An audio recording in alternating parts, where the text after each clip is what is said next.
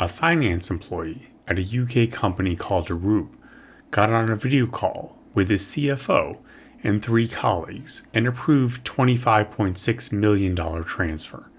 Every person on that call was a deepfake. He did exactly what security training told him to do. The tool, built to catch fakes just like this, tests at 96% accuracy in a lab. In the real world, it drops down to about 50%. That is barely better than a coin flip. There is one habit that would have stopped all that cold. It does not require new technology, new software, or the ability to stop a fake. I'm Steve Chevalino, retired FBI Special Agent. This is part 2, exactly how to defend against AI-powered attacks, starting with the one that actually works. Welcome back to Irongrid Cybersecurity. In part 1, we covered how attackers weaponize AI, flawless phishing emails, a cloned voice from 3 seconds of audio, and a fabricated video call. This episode covers the other half, what actually stops it. By the end of this video, you will understand the single verification habit that defeats every attack from part 1, why detection software cannot be trusted alone, and how to build these habits into an organization without buying anything new. Let's get into it. Everything I'm going to talk about in this section happened on a live video conversation, not an email or a text message. For years, the recommendation was to look closely. Strange lighting, a stiff voice, and odd pause, these were signs that it gave a fake away. That instinct assumed a human being could reliably spot the difference. The old defense was observation. Look closely enough and something would eventually seem off. Detection software exists now, and it tests well. 96% accuracy in a controlled lab against known samples. Move that same software into real conditions, such as compressed video, unfamiliar footage, and newer generation methods, and accuracy drops to 45 to 50%. Perception, whether human or software, is no longer a reliable defense on its own. So if perception does not work, what does? One rule applied consistently. Never verify a request using the same channel that delivered it. An email gets confirmed by a phone. A phone call gets confirmed a different way. The verification always happens somewhere the attacker does not control.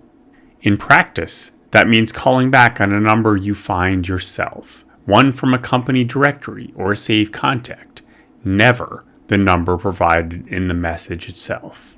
A cloned voice can copy a sound perfectly. It cannot know a phone number it was never given. That gap is the whole defense. Let's go back to the Arup case, because it shows exactly where this rule would have mattered. The employee did exactly what security training told him to do. He received a suspicious request and asked for a video call to confirm it before acting. The problem is that the video call proves nothing on its own. Every person on that call, the CFO and his colleagues, was fabricated. The verification step itself was a fake. One callback would have exposed the entire scheme in seconds. A call to a number saved before the request ever arrived. Independent of the email and independent of the video call. Not a new tool, not new software. One phone call to a number the attacker never had access to. The callback is the foundation, but it works even better when layered with 2 more habits, and neither one depends on spotting a fake. Families and companies agree on a private phrase in advance. If a caller cannot produce it, the call is not real, no matter how convincing the voice sounds. Large transfers should require 2 separate people to approve it independently, so one fooled employee can no longer move money alone. And every trusted number should live in a directory built before a new request comes in, never a number supplied by the request itself. Let's put these all together on one slide to see the pattern is clear.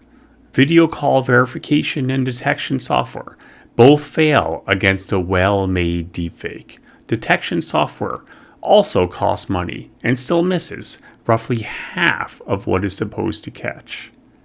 A callback to a known number paired with a code word and a two-person approval process stops every attack in this series, holds up under time pressure, and costs nothing to implement. Here is the honest reason this works when everything else stops working.